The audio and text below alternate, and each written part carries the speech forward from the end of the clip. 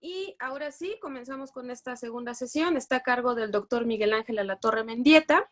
Él estudió la licenciatura en Física en la Facultad de Ciencias de la UNAM, la maestría en Computación en la Unidad Académica de los Ciclos Profesional y de Posgrado del CCH y obtuvo el doctorado en Hidráulica por parte de la Facultad de Ingeniería de la UNAM. Es investigador de la UNAM desde 1972, primero formó parte del Instituto de Geofísica y posteriormente en el Instituto de Ciencias del Mar y Limnología, donde se encuentra actualmente. Sus áreas de interés han sido oceanografía física, instrumentación en los barcos oceanográficos y aprovechamiento de energía del océano. Actualmente esta es su línea de investigación prioritaria. Su proyecto inicial fue el de aprovechamiento de energía del oleaje con el objetivo de sanear lagunas litorales. Finalmente, después de muchas etapas, este proyecto tuvo éxito y está actualmente instalado y en funcionamiento en Cuba. Actualmente estudia el aprovechamiento del gradiente térmico del mar.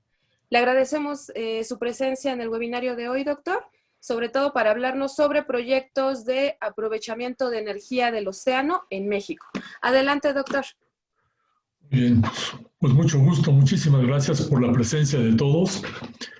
¿Se escucha bien? Sí, doctor. Okay, muy bien. Voy a presentar un resumen de las cosas que hemos estado trabajando durante más de 20 años, casi 30 años. El proyecto actual lleva 4 años, pero nosotros hemos incidido en esta línea desde hace como 30 años. Para preparar esta charla, me vi con el problema de que es un exceso de información lo que había, entonces he tratado de resumirla, de tratar de orientarlo lo más concreto posible para que sea lo más claro. Estoy describiendo la descripción de la plática, consta de los siguientes temas. Un panorama mundial de la energía oceánica. Las tecnologías que existen a nivel mundial para la energía oceánica y después el proyecto concreto del CMO con 2 cosas, que es el Panorama Nacional de Energía Oceánica, ya es una aportación del CME y los prototipos. Y después termino con los proyectos del ICMIL relacionados con la energía oceánica de una manera breve. El consumo mundial de energía habla de un número que es 15. 15 unas unidades muy grandototas, terawatts hora por año, pero digamos vamos a manejar que son 15,000. Entonces, esa es la energía y los principales surtidores de energía, ya lo sabemos, son el petróleo, el carbón, después el gas, la hidroeléctrica, la nuclear y después las renovables. Las renovables están muy, muy por abajo. O sea, es una energía incipiente. Yo sí tengo, mi modo de pensar es que no debemos de ser demasiado triunfalistas y decir que en el año 50-50, o sea que en el año 2050 las energías renovables van a surtir el 50% de la energía. No creo que esa meta sea lograble, sino que hay que tener hay que ser precavidos, pues no hay que irse, digamos, con cifras demasiado optimistas. Ok. De las energías del océano, con respecto a la energía del océano, hay unos cálculos muy, muy interesantes. Por ejemplo, si el consumo anual de energía es de 15,000, es un número de ese tamaño, México consume 250, para tener más o menos la proporción. Y después, la energía captada por la Tierra, o realmente la energía que nosotros tenemos, es la energía solar. Y la energía solar proporciona, o sea, lo que se llama la constante solar de radiación, que es 2 calorías por metro cuadrado por minuto. Esa cantidad de energía representa 4,500 veces, vamos a redondearlo a 5,000 veces la energía que se utiliza. O sea, debemos de todas maneras decir, ok, si tenemos una fuente que es 5,000 veces más grande que nuestra propia energía, que la que consumimos, entonces tenemos derecho a utilizar mucha. No, hay que ser muy precavidos porque sí podemos dañar a la naturaleza, pero de todas maneras estamos en un rango todavía muy tolerable, o sea, le estamos sacando muy poquita energía de toda esa que se comunica. En el caso de las energías de marinas, tenemos el gradiente salín, tenemos energías que ya han evolucionado, que ya las sabemos, que ya las utilizamos, y hay un símil del nivel de madurez de estas energías.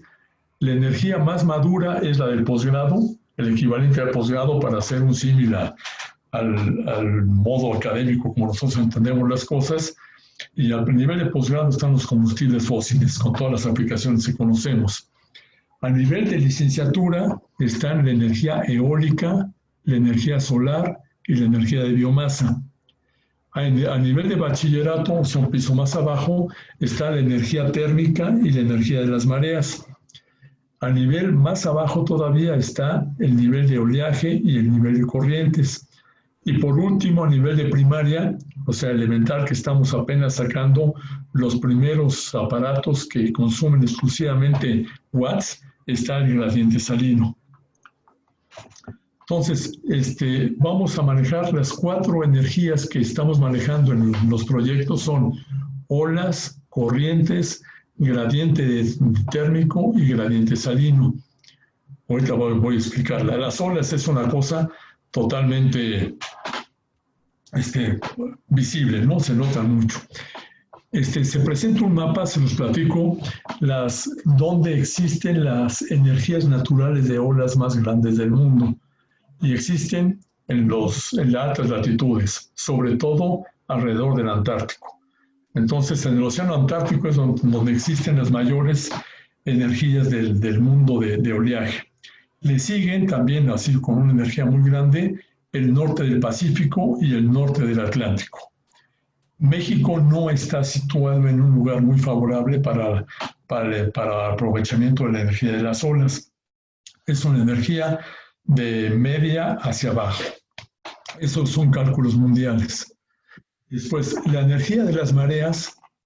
La marea, como sabemos, es la elevación de todo el agua. Es como una ola, pero una ola que tarda 12 horas o 24 horas o una combinación de varias olas de esos periodos. Pero existen muy pocos lugares en el mundo donde las olas donde la marea sea grandotota. Grandotota es del orden, o sea, normalmente nosotros estamos acostumbrados a ver olas, a ver mareas del orden de 1 metro, por ejemplo, en Acapulco. Sube más 1 metro y baja 1 metro, una cosa así. Por ahí anda la cosa. En el Caribe, por ejemplo, todavía la marea es muchísimo más baja, que es como de 15 centímetros hacia arriba y 15 centímetros hacia abajo.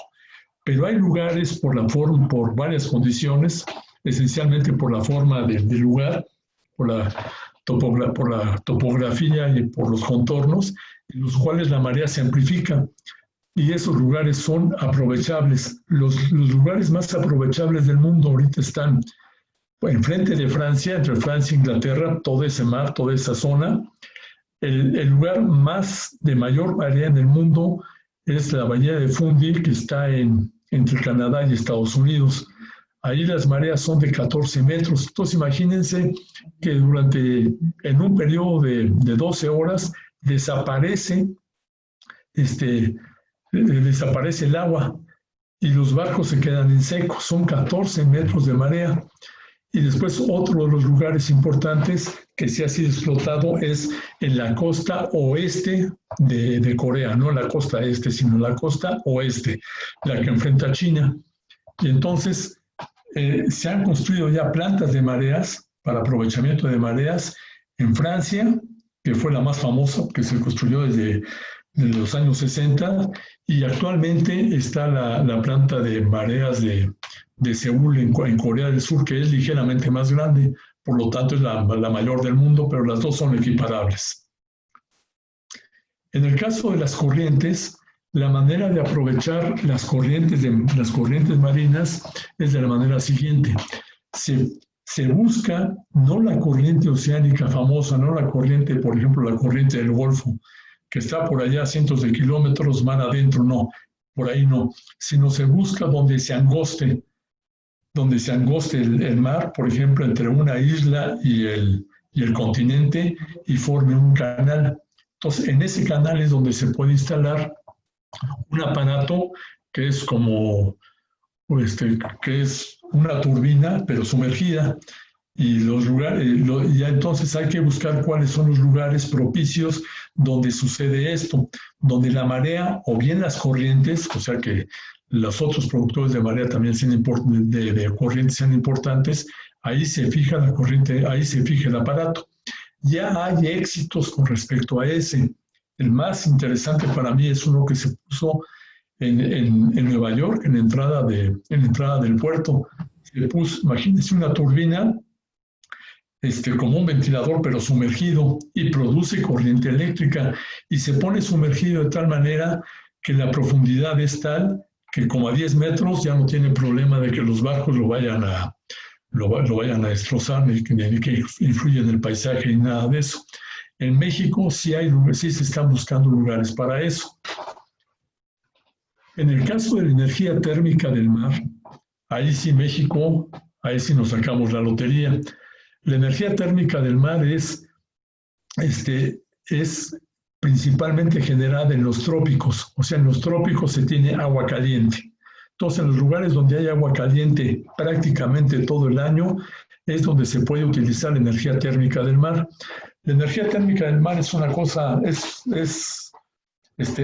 la idea es bastante antigua, viene desde finales del siglo XIX, en los cuales se crea una máquina de vapor. La máquina de vapor tiene 4 pasos. Primero, un evaporador, o sea, se calienta el agua. Después, pero se calienta al nivel de que se genere vapor. El vapor es una cosa muy energética. El vapor, cuando sale a toda la presión y con toda su energía, mueve una turbina, y la turbina ya sigue el ciclo convencional de generación de energía eléctrica. Y después ese vapor hay que volverlo a condensar para generar el ciclo. Entonces se necesita agua fría que enfríe el vapor, lo condense nuevamente, y después mediante una bomba vuelve a pasar al evaporador, y así se genera el ciclo. Esa fue una idea muy interesante que se generó a finales del siglo XIX, y actualmente ya hay plantas que se están instalando con ese principio. Como México tiene, no en toda la costa de México, pero México tiene lugares donde el agua se permanece caliente prácticamente todo el año, México es un buen lugar, y sabemos que en el océano, después de pasar la termoclina, que son 100, 200 metros, ya se tiene agua fría. Los requisitos para construir una máquina de este tipo son que la diferencia de temperatura entre la superficie y el agua fría sea del orden de 20 grados centígrados. Menos ya no vale la pena, ya se gasta más con todo el bombeo, y después se gasta menos. Si el gradiente es menor, entonces pues ya la energía que se obtiene es menor a la que nosotros le estamos proporcionando. En el caso del gradiente salino, yo había visto en los años 70 una enciclopedia de la idea del gradiente salino, que es agua de 0 partes por mil a agua de 35 partes por mil. Bueno, si se separan por medio de una membrana semipermeable, lo que sucede es de que la ósmosis, que es un fenómeno natural, hace que el agua dulce se vaya hacia el agua salada, y entonces se crea una diferencia de potencial, o sea, hay una columna de agua mayor que la otra, y después eso es el equivalente a una presa. Se ponía como una cosa totalmente ideal. Pues resulta que alrededor del año 2013, los noruegos y después los holandeses hicieron una planta con este principio. Y entonces le abrió la imaginación a mucha gente, y empezó a trabajar no solamente con este principio, sino con otros principios como la electrodiálisis para generar energía. Entonces, esa es la energía más pequeña desde el punto de vista de desarrollo, pero desde el punto de vista de potencial es una energía enorme. Para estas plantas se necesita una gran cantidad de agua dulce, y por lo tanto se necesita instalar la planta en la desembocadura de ríos grandes. Acerca de las tecnologías que se han utilizado para sacar la energía, el oleaje son los campeones. Ellos tienen hay todo tipo de aparatos. En alguna ocasión hicimos una búsqueda de patentes y nos encontramos con más de 100 inventos diferentes. Algunos ya son exitosos. Uno se llama el Pelamis, que fue un sistema como de salchichas, pero muy grandotas, del orden de 100 metros, flotando en el mar, y donde está la bisagra, ahí se generaba la energía. Esa planta se instaló durante algún tiempo en la costa de Portugal y tuvo éxito. Después ya lo retiraron por problemas de mantenimiento. Pero entonces, en cuestión de energía del oleaje, hay muchos aparatos. El que yo les comentaba al principio, nosotros inventamos uno de ellos, inclusive logramos patentes. Para la energía de las mareas, ya les había comentado que los dos principales lugares del mundo donde hay unas plantas grandotas de mareas que son a nivel de termoeléctricas es en Seúl y la otra está en Francia. El problema con estas plantas de mareas, si es un problema, es que se necesita un cuerpo de agua, aislarlo y ponerle y restringir la salida. Y a la hora que sale la marea o entra la marea, las turbinas trabajan. Pero el problema es sobre el gran depósito de agua que queda separado del mar. Los franceses lo hicieron tal cual, o sea, con el punto de vista de ingeniería, y lograron su éxito, pero después vieron que ecológicamente sí se había afectado el cuerpo de agua, que es muchísimo más grande, digamos, que la bahía de Acapulco. Es una zona muy grandota. Los coreanos ya tuvieron precauciones y entonces ya, aunque hicieron lo mismo, pero ya dejan que por algunas de las compuertas haya flujo sin necesidad de que las turbinas trabajen y estorben el flujo de salida. Acerca del gradiente térmico, los países que han logrado hacer plantas, pero en plantas del orden de kilowatts, son plantas, digamos, a nivel de que la salida es casera, pero son plantas grandes del tamaño de un edificio, son tres: Estados Unidos en Hawái, Corea y Japón. Ellos ya hicieron plantas del orden de 100 kilowatts. 100 kilowatts es del orden de 50 casas, ¿no? Pero son plantas experimentales. Pero lo interesante de esto fue de que a la hora que hay necesidad de extraer agua del fondo, agua fría del fondo, observaron que el agua fría del fondo tiene muchas características muy útiles. Se puede utilizar directamente la energía del fondo, y entonces se pueden sacar mucho provecho de esta energía del fondo. Estoy hablando, por ejemplo, en Corea la tubería llega a 500 metros de profundidad, y entonces lo que han logrado con eso es, primero, sacan el agua fría, y el agua fría entra a un sistema de aire acondicionado. Entonces, se llama SWAC, SWAC, ese tipo de sistemas, y es muy útil. Entonces, se pueden enfriar edificios directamente con el enfriamiento del agua del fondo. Esa es una de las aplicaciones grandes. Esto ya no está solamente a nivel de experimentos, esto ya se utiliza. O sea, hay varios lugares donde utilizan el frío del agua de fondo como energía alternativa. Otro es la obtención de agua, como la agua de que tomamos, la agua para beber.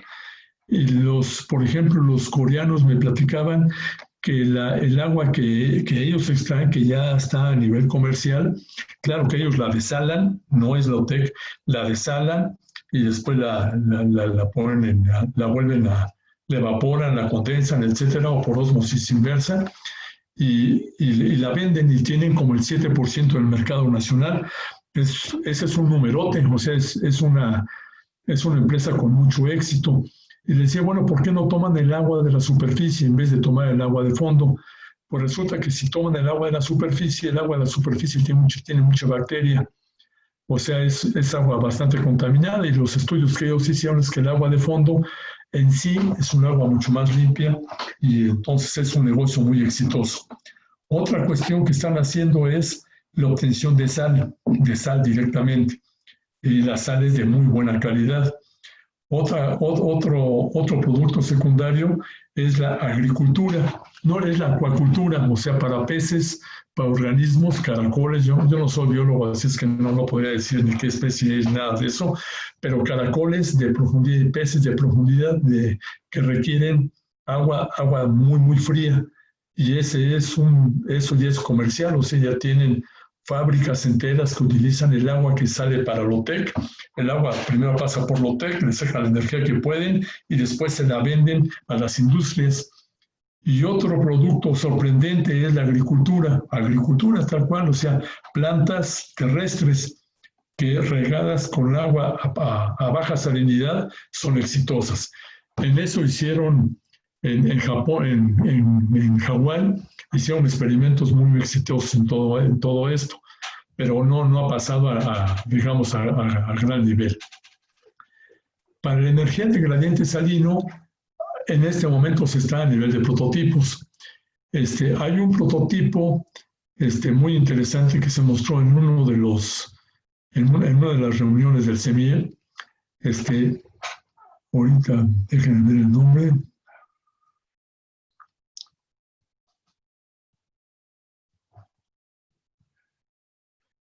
Una alumna que se llama Xiomara de la Cruz, del posgrado en Ciencias del Mar y Tecnología, se metió en esta área y construyó un prototipo a nivel laboratorio, las salidas a nivel de watts, pero es muy interesante ver cómo poniendo agua dulce por un lado, así como cuestión mágica, agua desalada y agua con salinidad, y el resultado del prototipo que hizo fue precisamente energía.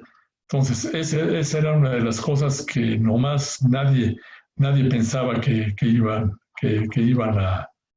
a poder. Lo que has generado, lo que se generó a partir de hace 4 años fue un proyecto que se llama CEMIE-O, o sea, Centro Mexicano de Innovación en Energía del Océano. Hay otros CEMIEs para otras energías, pero voy a hablar en concreto para la energía del océano. Entonces, para la energía del océano se pusieron 4 líneas que son las que investigan directamente estas energías, y después 4 líneas, y después muchas líneas transversales que ven productos como no productos secundarios, sino la utilización de esto. Entonces, está distribuido en las 4 líneas principales que ya les mencioné, después otra de materiales, de modelación física y numérica, de difusión, de gestión de infraestructura, la unidad de negocios y de recursos humanos. La cuestión de recursos humanos es importantísima por la siguiente razón. Los recursos humanos, o sea, todo esto que estamos investigando, que al principio nos entusiasma y brinca de alegría cuando ve los grandes números que se pueden obtener, pero cuando ve las tremendas dificultades, el resultado inmediato es que esto no va a ser inmediato, que esto va a tardar muchos años. Por ejemplo, entre el diseño total de la construcción de una planta OTEC y echarla a andar tarda por lo menos 5 años, y más años si todavía vamos a irnos a plantas de mayor tamaño. Entonces la cuestión es a largo plazo. Entonces la formación de recursos humanos a todos los niveles, sobre todo doctorado, es básica. El proyecto CIEMIE por lo menos tiene la participación de 50 instituciones. O sea, es un proyecto gigantesco, es un proyecto a nivel nacional.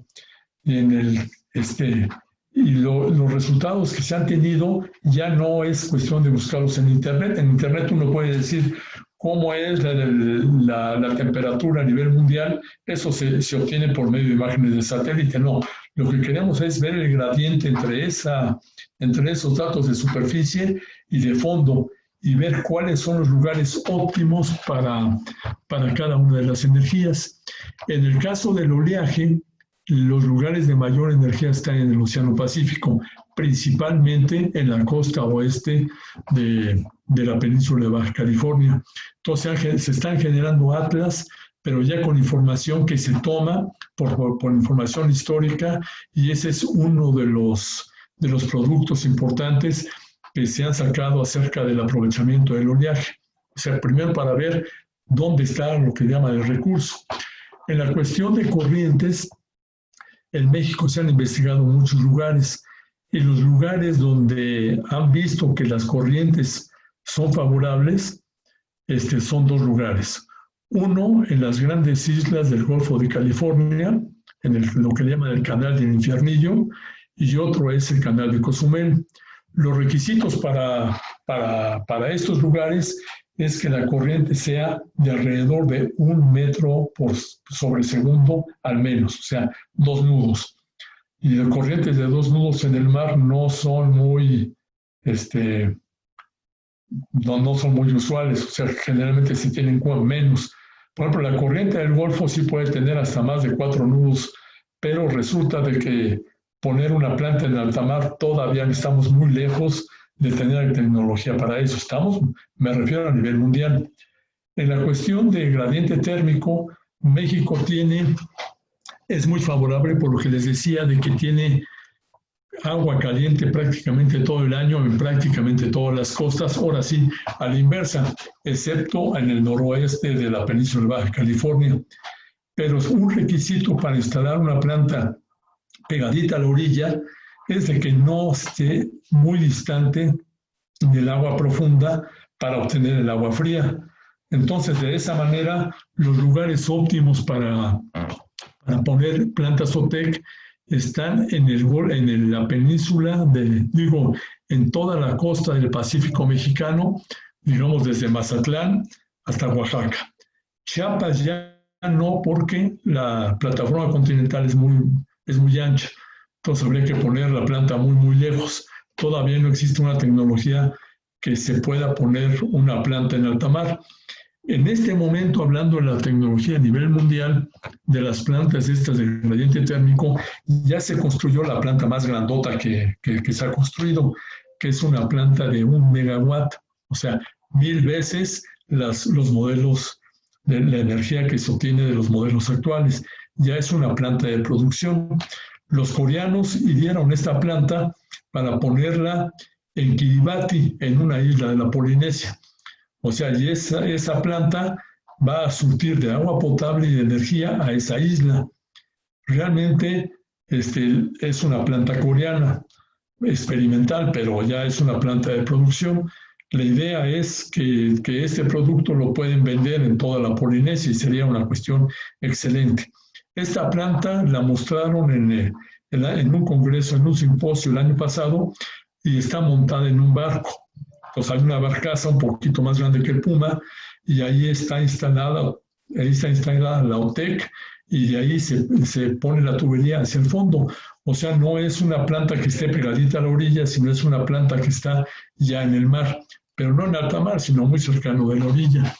Entonces, en el caso de México, lo que nos interesa todavía no es el alta mar, pero ya tenemos calculado o ya tenemos visto cuáles son los mejores lugares de toda la zona económica exclusiva donde se pueden poner plantas de este tipo. Y entonces nos vamos hacia la costa, y ya se identificaron en la costa cuáles serían los lugares más óptimos para instalar esto. O sea, lugares que tengan muy próxima el agua fría, lugares donde la diferencia de temperatura entre la superficie y agua de profundidad sea del orden de 20 grados y otras condiciones, y ya hemos encontrado lugares muy favorables en la costa del Pacífico. Hay varios lugares entre Valle de Banderas y Puerto Ángel, Oaxaca. Y otro lugar favorable es la costa este de Cozumel. Baja California Sur también tiene lugares favorables, pero no de todo el año. Pero sin embargo puede ser de gran utilidad si se utiliza por ejemplo, para aire acondicionado, que en realidad sí corresponde a un ahorro de energía. Con respecto al gradiente salino, se han estado haciendo experimentos buscando datos para ver en qué lugares el flujo de los ríos es más importante. Hay varios lugares en México donde ellos lo tienen ubicado, varias zonas en el Pacífico y varias zonas en el Golfo de México. Sin embargo, también han estado haciendo como experimento la costa norte de Yucatán. Con respecto a los prototipos, o sea, ya aparatos que se están construyendo, o sea, que ya están construidos y están en la fase de pruebas, o sea, ya no son ideas, sino ya llegaron a aparatos. Existen varios que llaman WECs, que son aparatos para aprovechar la energía del oleaje, y también otros para otras turbinas para instalarse en el fondo, para instalarse sujetos al fondo del mar, pero a cierta profundidad para sacar la energía del oleaje. Entonces ya existen varios de esos. En el proyecto existen varios laboratorios donde tienen estanques grandotes para hacer pruebas con aparatos ya no a escala de laboratorio, sino a escala mayor. El principal se construyó con este proyecto, está en Epomex, en Campeche. Pero también hay aparatos aquí en Ciudad Universitaria y en Colima, donde estanques de corriente de agua, de canales de oleaje, donde se prueban las turbinas. Eso ya se está haciendo. Por parte del gradiente térmico, que es donde estamos incidiendo por parte del instituto, hay 4 instituciones más que participan. CICIMAR participó un tiempo, ya en este momento ya no participa, pero aportó mucho conocimiento de Baja California Sur. En este momento tenemos aquí el Instituto de Ciencias del Mar y el Instituto de Ingeniería, y bueno, la Facultad de Ingeniería, obviamente, porque hay estudiantes formándose a nivel de doctorado, pero una de las sedes, digamos, es la UNAM, la otra sede es la Unicaribe, Universidad del Caribe, con el responsable que es Estela Cerezo, y la otra es la Universidad Autónoma de Baja California Sur, cuyo responsable es el doctor Oscar Reséndiz. Nosotros, para empezar la cuestión de aprendizaje, seguimos lo que nos dicen es, cuando no sabemos nada, pues pregunta, ¿no? Entonces así empezamos. O sea, hacíamos pequeños experimentos, aprendíamos algo y nos atorábamos, obviamente. Entonces lo que hicimos al iniciar este proyecto fue hacer un taller muy sui generis, en el cual invitamos a los responsables de plantas OTEC que efectivamente ya las hubieran construido y probado en el mar. El más antiguo de ellos, digamos el decano, es el doctor Luis Vega. El doctor Luis Vega él es peruano de origen, pero trabaja en Hawái y estuvo a cargo de una planta que estuvo trabajando durante 7 o 8 años en la época de los 90 en Hawái. O sea, era una planta que producía electricidad y la metía a la red. O sea, fue un experimento muy exitoso. Entonces, digamos, es el decano. Un poquito más reciente está el doctor Kim, que no sé pronunciar su nombre de pila, Kim, que es el responsable actualmente de la planta, primero de prototipo, que está construida en Corea, y después la planta que les comentaba que se va a instalar en la Polinesia. Esa planta ya está montada, ya funciona, pero el traslado a la isla Kiribati pues se ha detenido por obvias razones, ¿no? La pandemia es mundial, ¿no? Entonces ha detenido todo ese tipo de experimentos. La otra persona que ha logrado tener una planta muy exitosa en Japón es el doctor Ikegami. Entonces, nosotros los invitamos a que vinieran a darnos, fue un seminario muy sui generis, porque nosotros no aportábamos nada más que las preguntas. Entonces, ellos nos fueron explicando paso a paso todos los procesos que tuvieron, desde la aceptación por la sociedad hasta la construcción de cada uno de los componentes. Nosotros en el proyecto, en la Universidad del Caribe, ya se está construyendo y estamos a punto de terminar un aparato un poquito más pequeño de los coreanos y japoneses. Es un aparato de 1 kilowatt, pero eso ya es 1000 veces mayor que la escala de laboratorio. Habíamos construido aparatos a escala de laboratorio que nos daban 8 watts, pero esto ya es un aparato grande. Este es un aparato que se está construyendo, que utiliza todo un laboratorio. Es un aparato caro, es un aparato, pero que es un símil ya de una planta OTEC. Una vez que nos funcione, que pensamos que sea en un par de meses, el siguiente paso es montar, hacer las modificaciones, sobre todo en la cuestión de tuberías, por la cuestión de la corrosión del mar, para ponerlo en el mar. Y después ya propondríamos la construcción de un aparato un poquito más grande que este en alguna de las zonas que nosotros hemos identificado como posibles usuarios de OTEC. En la cuestión de las redes, de la red eléctrica, ya se está pensando, aunque todavía, si nosotros colaboramos con 1 kilowatt, todavía no es aprovechable en una red eléctrica, pero ya se están diseñando, se están adaptando, se están proponiendo ya proyectos para que estas redes, para que estos aparatos a un futuro próximo ya se conecten a la red nacional. También hemos pensado que podría utilizarse en islas similares a lo que propuso,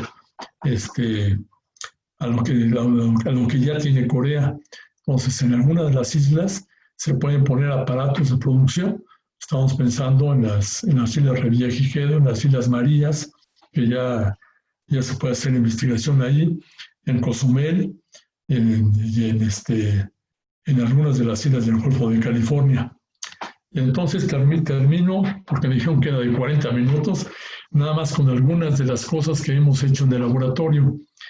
En el Instituto de Ciencias del Mar y Tecnología tenemos un laboratorio que ponemos a prueba las ideas, siguiendo la idea que nos dio el doctor Briviesca. Ponemos una idea, la probamos, y si esa funciona, ya la pasamos a mayor escala, a llegar hasta, como les comento, ya la construcción de un aparato que ya funciona en el Caribe, más bien en Cuba, en el norte de Cuba, en la isla de Cayo Coco. Les tenía yo una lámina aquí, pero bueno, más bien imagínense, hay una isla, hay una laguna dentro del Cayo Coco que tiene problemas muy graves de contaminación del agua. Y entonces, como ya echamos a andar el aparato, se ve por imágenes de satélite, por imágenes del Google Earth, se ve cómo cambia el color en un par de meses. O sea, el agua efectivamente está saneando esa laguna. Entonces, es un canal de 200 metros de longitud y la parte del amplificador es una cuestión como de unos 150 metros cuadrados o algo así. En el laboratorio también hemos hecho experimentos de muchos otros tipos, no solamente de gradiente térmico ni de oleaje. Hemos hecho un experimento, por ejemplo, que le llamamos la lanchita simplemente, que es un aparato que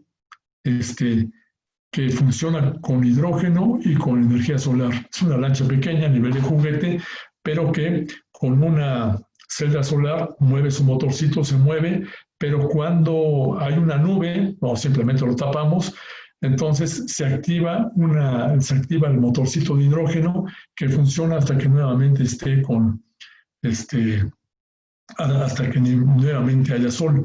Este tipo de plantas, este tipo de experimentos son los que hacemos en el laboratorio y nos hemos metido con muy diversos experimentos. O sea, ahí ponemos a prueba las ideas.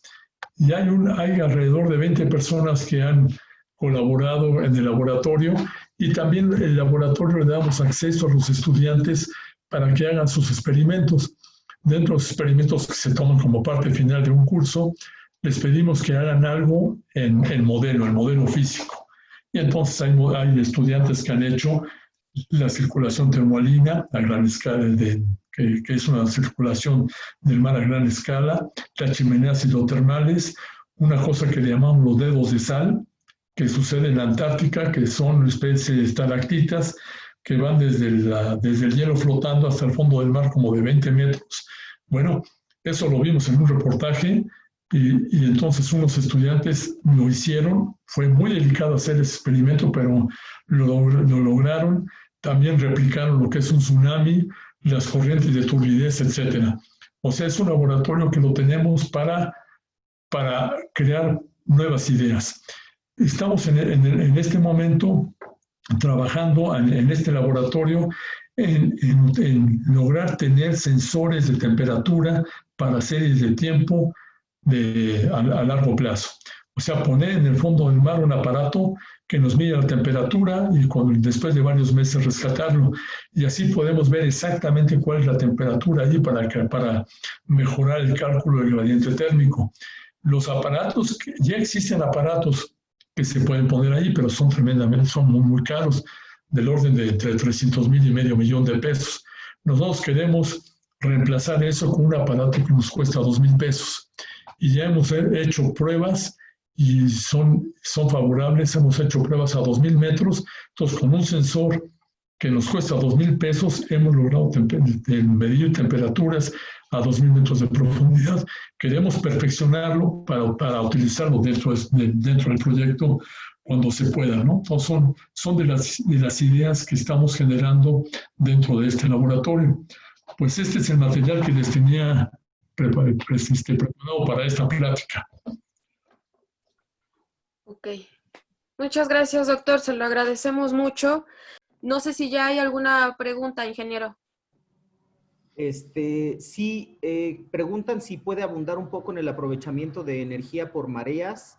En el Atlántico Norte están los estuarios macromareales, como Chesapeake y la Gironda, y generan mucha energía. En Inglaterra funcionaron antes de la Revolución Industrial molinos de marea para molienda de granos y producción de harina en el Canal de la Mancha y en el Mar del Norte.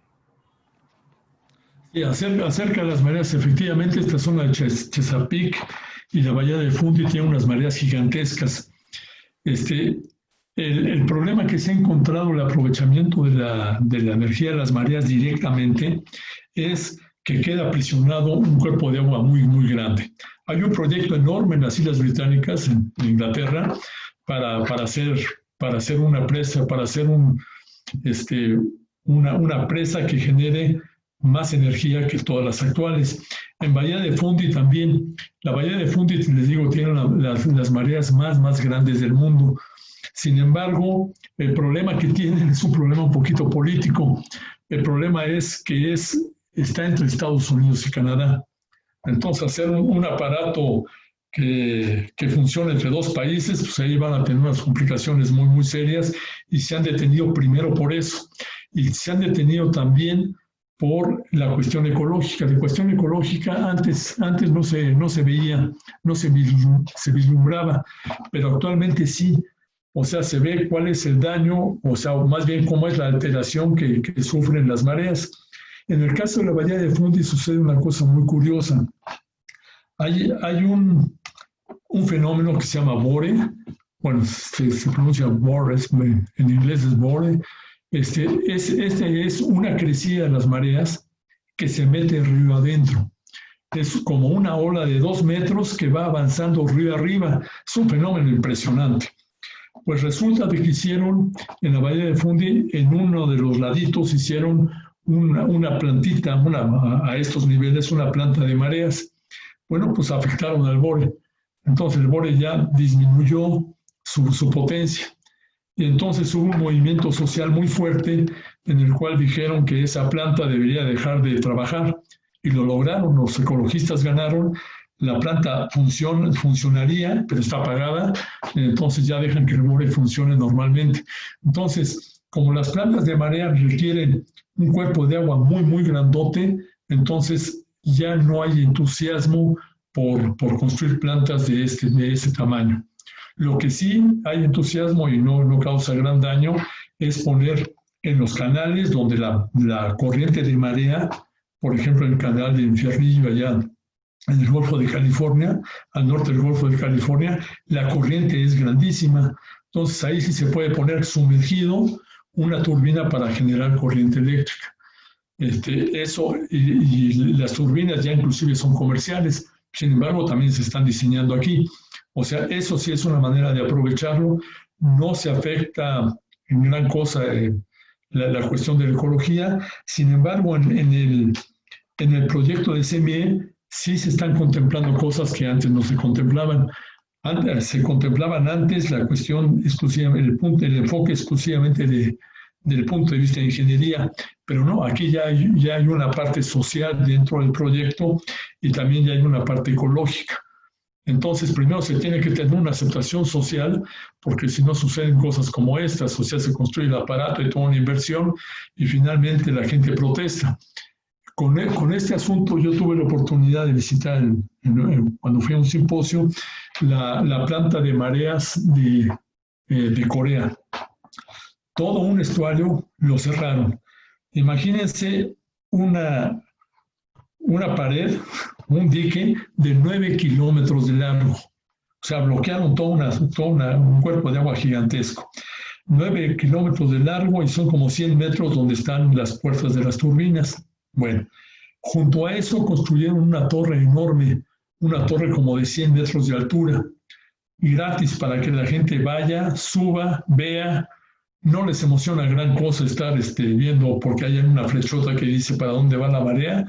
En 20 minutos ya normalmente la gente ya se aburrió. Yo me quedé los 6 horas para ver el ciclo de mareas, pero el objetivo de esta torre no fue el de tomar fotografías, sino fue el de tener aceptación por la sociedad y que se sintiera orgullosa de un aparato de ese tamaño. Entonces sí hay aprovechamiento de mareas a pequeña escala, pero si queremos a gran escala, entonces tenemos este problema. Lo que sí estamos aprovechando dentro del proyecto SME son las corrientes de marea en el Golfo de California, pero se pueden aprovechar otras corrientes aparte de eso. Ok, doctor, ¿algunas más preguntas? Sí, preguntan, ¿se afectan de alguna manera los proyectos de energía oceánica a partir de las recientes políticas de las diferentes dependencias gubernamentales? El proyecto que tenemos, así, el proyecto de SME fue iniciado hace 3 años, este es el 4º año, y este proyecto obviamente corresponde al sexenio pasado. Entonces, en este momento, pues tenemos que rehacer el proyecto, tenemos que rehacerlo de acuerdo con las nuevas políticas. Bueno, va a terminar, pero para continuar con este tipo de investigación se tiene que plantear una manera diferente, o sea, adecuada a cómo está la filosofía o las políticas actuales. La cuestión, como les dije, es de que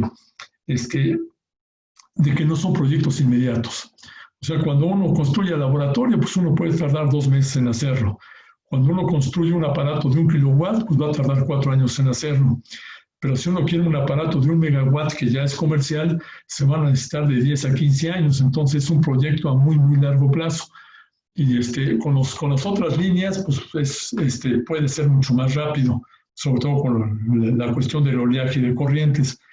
Puede en cuestión de 1 año, año y medio, ya tener algún prototipo ya para aprovecharlo, pero va a caer forzosamente dentro de la nueva visión. Entonces, la visión como se organizó el semioceano tiene que cambiar y ya estamos visualizando cómo cambiar la filosofía del proyecto para que esto siga. O sea, esto no debe detenerse.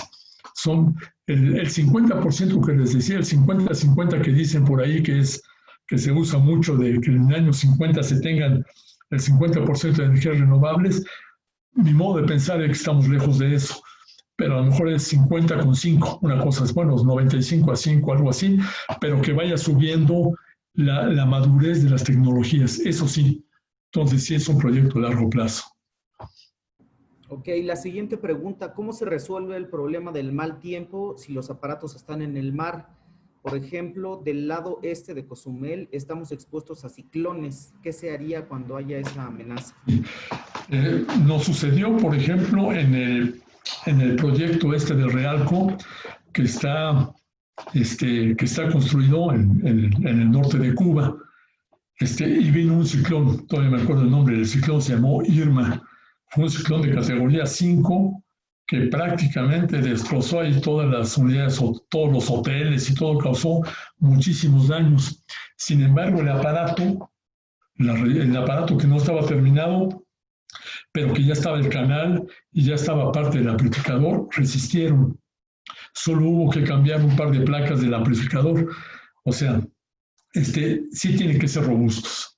Necesariamente tienen que ser robustos para aguantar los ciclones. O sea, por ejemplo, en el aparato que tiene en Okinawa, en la isla de Okinawa, bueno, en las cercanías de la isla de Okinawa, en Japón, Llegó también un tifón el año antepasado, muy fuerte, y el aparato lo resistió, pero entonces eso aumenta el costo. El aparato no sufrió nada, o sea, sí, lo apagaron, pasó el ciclón, lo volvieron a encender y funcionó perfectamente. Pero el aparato debe de ser tremendamente robusto.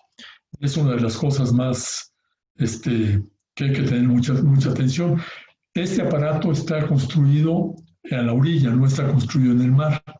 En la orilla tiene que ser en una plataforma del orden de las plataformas petroleras. Por ejemplo, si se construye en un barco, porque un barco puede ser donde se instala una planta OTEC, el barco lo que puede hacer cuando el ciclón va a ser mayor de lo que puede resistir es desconectarse de la tubería, ir a puerto seguro y después regresar. Esa es una de las estrategias que puede hacer, pero poner una estructura en alta mar que resista esto, pues todavía estamos muy lejos de eso.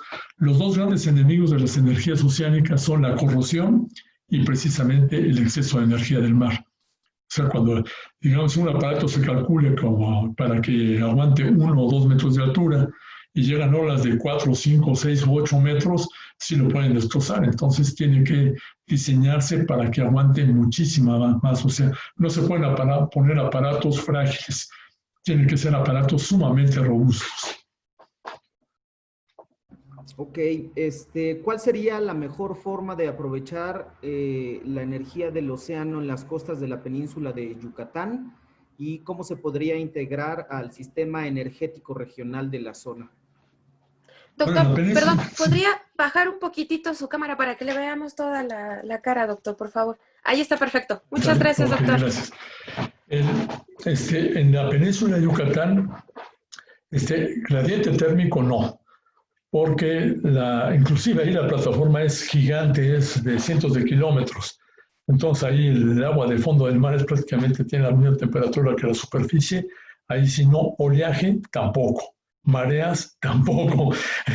Pero lo que sí se puede utilizar es una cosa que ya se está viendo, que sobre todo los escoceses han desarrollado mucho los vientos en el mar, o sea, turbogeneradores, aerogeneradores, pero colocados en el mar. Y en el norte de Yucatán es una de las zonas más ventosas de la República.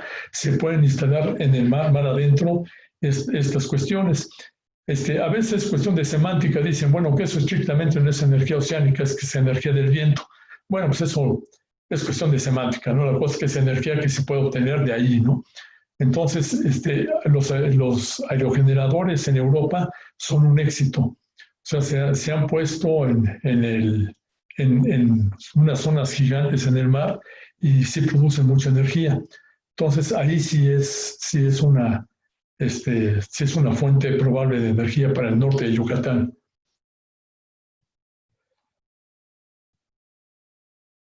Ok, preguntan, en el caso del gradiente térmico, después de probar el prototipo de 1 kilowatt, ¿cuál sería el siguiente paso dependiendo de los resultados? Después de 1 kilowatt, lo que queremos es que aguante la corrosión. O sea, ahorita está construido con tubería convencional. Le vamos a poner tubería que aguante la corrosión. Hay una línea dentro del proyecto del CEMIE que es de materiales. Entonces ellos están inclusive diseñando pinturas y componentes que aguanten mucho la corrosión. Entonces la cuestión es poner todos los elementos expuestos con el agua de mar, que sean, bueno, sí existen inclusive comercialmente, pasarlos del agua dulce a agua salada y que aguante la corrosión. Entonces el proyecto que tenemos es montarlo en una barcaza en Puerto Morelos. Puerto Morelos lo escogimos porque ahí hay una sucursal, bueno, una unidad del Instituto de Ciencias del Mar y contar con el apoyo es importantísimo. Entonces, se pone ahí y se hacen pruebas de succión de agua de fondo, etcétera. O sea, una prueba ya en el mar. La siguiente etapa, y entonces, pero eso va a ser del orden de 1 kilowatt. El siguiente paso que ya tenemos previsto es construir una planta del orden de 50 o 100 kilowatts en algunos de los lugares del Pacífico, no en el Caribe, sino en el Pacífico. Aquí en el Caribe existe un problema importante, que es la cuestión de la aceptación. La aceptación, si se pone una cosa que es fea, pues entonces va a ser rechazada porque es una zona turística. Pues claro que se puede diseñar de una manera más bonita, pero no. Pero esencialmente es un masacote, entonces no les va a gustar poner una planta ahí. Pero hay lugares en el Océano Pacífico donde sí se pueden poner plantas pegadas a la orilla. Y ya en unos años ya se empezará a ver cómo se construyen los barcos para instalar en alta mar. Pero el problema es que tiene que estar inshore, le llaman, o sea, dentro de la orilla, por la presión precisamente para la protección con los huracanes. Entonces, una construcción en tierra adentro, se puede construir con mucha fortaleza. En el mar necesita ser gigante para resistir eso, entonces, gigante y por lo tanto muy caro. Una cosa importante acerca de la OTEC es la siguiente. Tiene una gran ventaja. Para la generación de la energía eléctrica, la intermitencia es un fenómeno malísimo, es muy dañino. O sea, se necesita que la corriente sea pareja, o sea, que la energía que se esté surtiendo sea del mismo tamaño, de la misma energía. O sea, fluctuaciones muy grandes, por ejemplo, la eólica, son malísimas para la cuestión de aprovechamiento de esa energía. Tienen que bajar el nivel y eliminar los picos. Aunque sean muy favorables, no se puede. Con la energía solar, pues funcionan de día. Con la energía térmica, tiene la gran ventaja de que funciona las 24 horas. O sea, no tenemos problema alguno. O sea, ese le llaman el factor de planta, es muy favorable porque prácticamente funciona todo el tiempo y da una energía constante. Las otras energías tienen fluctuaciones que hacen que se desperdicie muchas de las energías. Entonces, la OTEC sería muy probable que se instale en el Pacífico en algunos años. Ok, preguntan qué tipo de turbina se puede implementar en la península de Yucatán, es decir, gravity base o semisuspendida. Bueno, no conozco a detalle esas turbinas que mencionan, pero se están haciendo pruebas con turbinas horizontales y con turbinas verticales para ver cuál tiene la mayor eficiencia. Ese sería, pero para el lado de Cozumel, pero no para la costa norte de Yucatán, sino para Cozumel. La que sigue, los CEMIE y en particular el de energías del océano, ¿tienen entre sus integrantes ecólogos? Sí, hay toda una línea de ecología dirigida por la doctora Maritza, que está en Jalapa. Sí, es una línea transversal y que sí se dedica a todas las cuestiones asociadas con la cuestión de la ecología. Inclusive también tiene tiempo de vida de las plantas, la afectación con los organismos, con las dunas, con todo eso. Sí existe esa línea.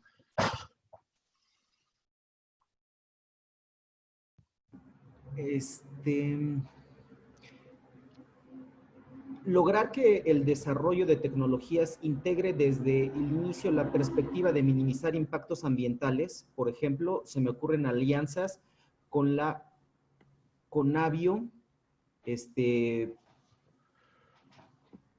y hasta ahí llega, perdón. Ok, sí, con la Conavio, o sea, desafortunadamente yo tengo aquí una de las láminas, es todos los emblemas, los logotipos de todas las instituciones y llenan toda una página. Hoy ya tenemos como 50 de ellos y va a haber más, inclusive componente internacional. O sea, con Conavio y con todas estas, de hecho participa con nosotros, ¿no? O sea, sí es un proyecto a nivel nacional, no a nivel nada más de la universidad. Ok. En cuestión de costo de operación a escala planta piloto e industrial, ¿qué tan redituables son las nuevas tecnologías renovables para el aprovechamiento del océano? Mi pregunta es porque tengo entendido que en Baja California Sur debido a los costes de interconexión que están imponiendo, ya no resultan costeables. ¿Se puede recurrir a apoyos exteriores para solucionar estas cuestiones?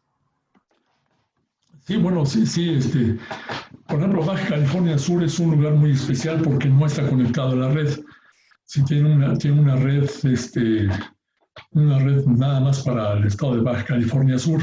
Entonces ahí sí hay problemas. Se están pensando en soluciones grandes como mandar más líneas a tierra, ¿no? Desde ahí desde la península hasta Sinaloa. La otra cuestión sería el aprovechamiento de energías alternas. Eso sí es como un sueño muy... ha habido varias experiencias interesantes que se han hecho en Baja California Sur con la energía solar, que ahí sobra, ¿no? Ahí sí es un lugar donde la energía solar manda. Pero un huracán, Odín, hace como 4 años, algo así, que destruyó toda una instalación gigantesca de paneles solares. Entonces ahí aunque estaba tierra adentro, sí la destruyó, entonces sí es un problema muy serio. La cuestión de aprovechamiento de un OTEX para aire acondicionado y para agua potable, sí sería de gran utilidad para Baja California Sur, aunque no funcione bien todo el año. Entonces ahí sí podría ser. Con la cuestión de la obtención con recursos externos, pues entonces ahí sí depende de la habilidad de los actores, ¿no? O sea, primero necesitamos que tenga mucha aceptación a nivel nacional, pero también a niveles externos que sí nos ayuden. Por ejemplo, Corea, Japón, Escocia, sí conocen bien el proyecto y sí estén interesados en apoyar para que nuestras investigaciones sigan. Entonces, para ellos aprenden de tecnología y nosotros obtenemos recursos. Pero el principal recurso, esencialmente, aunque no es esencialmente el recurso humano. O sea, necesitamos formar gente para que esto lo lleve a futuro. Ok. Doctor, para no pasarnos de tiempo, ¿le parece si contestamos 2 preguntas más y después los invitamos a que le escriban a usted a su correo? Sí, cómo no. Ok. Adelante, ingeniero. Ok. ¿Existe algún espacio en su laboratorio para poder realizar tesis a nivel licenciatura? Sí, cómo no. Sí, hay varios estudiantes que están haciendo. Bueno, en estos momentos está cerrado, pero sí, yo había puesto una lista ahí de los gentes que han hecho sus tesis y todo eso. Sí, hacen, y las ideas pueden llegar con ideas verdaderamente extravagantes y ahí las probamos, ¿no? Y si tiene futuro, pues entonces puede seguir adelante. Pero a nivel de licenciatura sí sería muy, muy, muy loable. Entonces sí, nada más esperamos a que termine la pandemia y sí abrimos el laboratorio para hacer ese tipo de tesis. Hemos estado abiertos así permanentemente. Ok. Una más, ingeniero, por favor. Ok. ¿En qué se basa el éxito de los aerogeneradores dentro del mar en Europa? Si actualmente vemos que países como Alemania, Inglaterra y Dinamarca tienen problemas en cuanto a la continuidad eléctrica y dependen de las energías convencionales para salvar la red eléctrica. Bueno. Sí, puedo hablar un poquito de Alemania porque he platicado con expertos de ellos. En una ocasión, vinieron aquí a México expertos en energías de esto y vinieron los alemanes y me dijeron una cosa muy interesante, que ellos la energía ya tenían resuelto el asunto de la obtención de energía solar. Y yo les dije, bueno, pero Alemania esencialmente está nublado. Y dicen, sí, pero lo vamos a obtener de África. ¿Cómo de África? Dice, de Argelia. ¿Cómo es eso? Sí, de Argelia, ¿por qué? Dice, de hecho, le dije, bueno, pero traer la energía de África, cruzar el Mediterráneo y llegar por toda Italia y llegar a Alemania, dice, eso ya está hecho. Ya tenían la línea eléctrica hasta Túnez. O sea, ya podían mandarla hasta por allá. Y lo que esperaban era cuestión de estabilidad política en África del Norte, que es otro tema, ¿no? Pero sí pensaban que del Sahara podían obtener una gran cantidad de energía hasta Alemania. Y con respecto a los aerogeneradores, ha habido mucha resistencia de cosas que antes no se sabían. Por ejemplo, el efecto psicológico que se tienen, y eso nos platicaron o de otro país, el efecto que se tienen de las personas que viven, digamos, un campesino acepta cierto dinero porque se pone un aerogenerador y recibe el aerogenerador y ya tiene una cosa que le está provocando sombra, luz, como efecto cebra, ¿no? Y entonces dicen que eso psicológicamente ya vieron que es un daño enorme. Entonces los aerogeneradores en tierra ya están viendo que tiene problemas en la cuestión psicológica, ¿no? Y además el ruido que provoca. Entonces están tratando de ponerlos en el mar. Donde han tenido éxito, si han tenido éxito para ponerlos en el mar, es que no lo ponen inmediatamente a la costa, lo ponen un poquito más mar adentro, que inclusive no se vea. Y lo que tiene el Mar del Norte son unos vientos tremendos. O sea, el recurso de viento allí es gigante. Entonces, aprovechan esos vientos y tienen, por eso pueden generar mucha energía. Tienen el problema, como les comentaba, de la energía eólica, que es a base de picos. Y el pico es malísimo para la cuestión de la energía. Y dicen, bueno, pues lo aguantamos, no, digamos, si vamos a suponer que nosotros ponemos nuestra computadora conectada a una línea de energía eólica. Bueno, pues los picos, o sea, las variaciones nos las van a quemar en poco tiempo. Y eso a escalas grandes es un problema muy, muy grandote.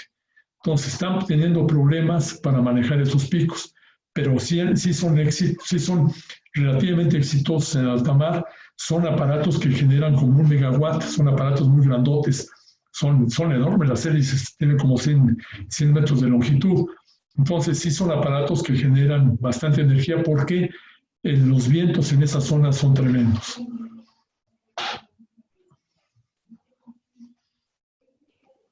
Ok, doctor, ¿podría compartirnos? Bueno, voy a intentar a ver si puedo compartir la pantalla con sus contactos. De todos modos, ¿usted nos puede decir dónde lo pueden contactar, a dónde le pueden escribir?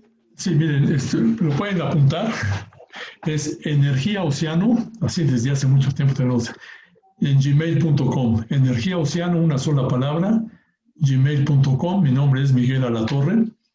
Y el otro es mi correo institucional, que son mis siglas maam@cmarl.unam.mx.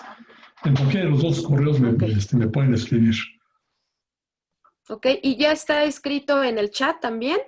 Sí, en la presentación está escrito, sí. Ok, y en el chat también, que ya lo pueden ver, me parece que ya está abierto al público, ¿no, ingeniero? Para que puedan verlo. Ahí los pueden ver. Ya se los escribí recordar ahí en el chat. Ok, ya están ahí.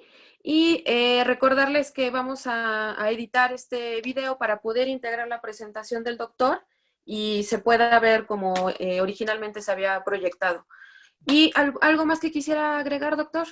No, pues nada más lo hicimos a la antigüita, ¿no? Como si fuera cátedra. Sí. Sí, doctor. Muchas gracias a todos e invitarlos para la siguiente sesión. Ya les diremos bien bajo qué plataforma, cuál será esta nueva alternativa para evitar que suceda esto. Pero bueno, el 3 de septiembre vamos a tener al doctor Francisco Solís y nos va a hablar sobre ofiuroideos cavernícolas de México. Recuerden que pueden ver todas las sesiones del ciclo pasado en nuestro canal de YouTube, ICML Espacio UNAM. Muchísimas gracias, se los agradecemos la paciencia, la participación. Gracias.